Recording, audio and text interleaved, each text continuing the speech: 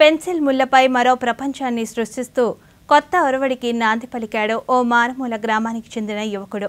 అనకాపల్లి జిల్లా నక్కపల్లి మండలం చిన్నతొట్టికల్లు గ్రామానికి చెందిన ఆ యువకుడు విశ్వ యవనికపై సూక్ష్మ కళారూపానికున్న ప్రాధాన్యతను చాటి చెప్పాడు. సూక్ష్మ కళపై అభివృద్ధి పెంపొందించే క్రతువులో వందలాది మందికి మెలకువలు నేర్పిస్తున్న సూక్ష్మ కళాకారుడి సృజనాత్మకతపై ప్రత్యేక కథనాన్ని ఇప్పుడు చూద్దాం.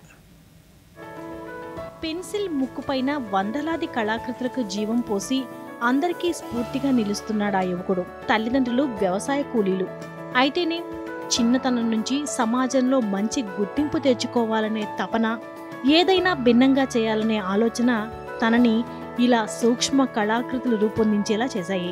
ఇంటి పరిసర ప్రాంతమైన ఏటికొప్పాకలో కళాకారులను గమనించి చిన్న చిన్న చెక్క బొమ్మలను మలచడం నేర్చుకున్నాడు.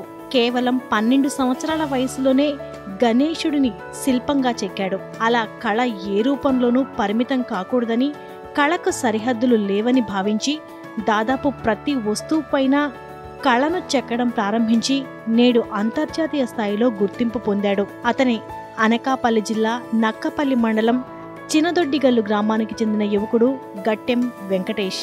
పెన్సిల్, సుద్దముక్కలు, క్రేయాన్స్, వెదురు, అగ్గిపుల్లలు, గాజులపై 500 కంటే ఎక్కువ సూక్ష్మ శిల్పాలను చెక్కడం, వ్యర్థ పదార్థాలను ఉపయోగించి నిర్మాణ నమూనాలను తయారు చేసి ఎన్నో అద్భుతాలు సృష్టించారు. చదువుకుంటూనే సూక్ష్మ కళపై పట్టు సాధించి జర్మనీలోని ఇంటర్నేషనల్ పీస్ యూనివర్సిటీ నుంచి ఆర్ట్స్ అండ్ క్రాఫ్ట్స్లో గౌరవ డాక్టరేట్ పట్టా పొందారు. ప్రస్తుతం న్యూయార్క్లో ఆర్కిటెక్చర్గా పనిచేస్తున్నాడు. టూత్ పిక్ పై ప్రపంచంలోనే అతి చిన్న ఎంపైర్ స్టేట్ భవనాన్ని 23 నిమిషాల్లో నిర్మించినందుకు గిన్నెస్ బుక్ ఆఫ్ రికార్డ్ నెలకొల్పాడు. ఖాళీ థ్రెడ్ రీల్తో పొడవైన ఈఫిల్ టవర్ నిర్మించి ఇండియా బుక్ ఆఫ్ రికార్డ్స్ సొంతం చేసుకున్నాడు. భారత ప్రభుత్వ యువజన వ్యవహారాలు, క్రీడల మంత్రిత్వ శాఖ నుంచి జాతీయ యువజన అవార్డు పొందాడు. తన ప్రతిభతో అందర్నీ మెప్పించిన ఆయన అప్పటి భారత పూర్వ రాష్ట్రపతి ప్రణబ్ ముఖర్జీ నుంచి ప్రశంసలు అందుకున్నాడు.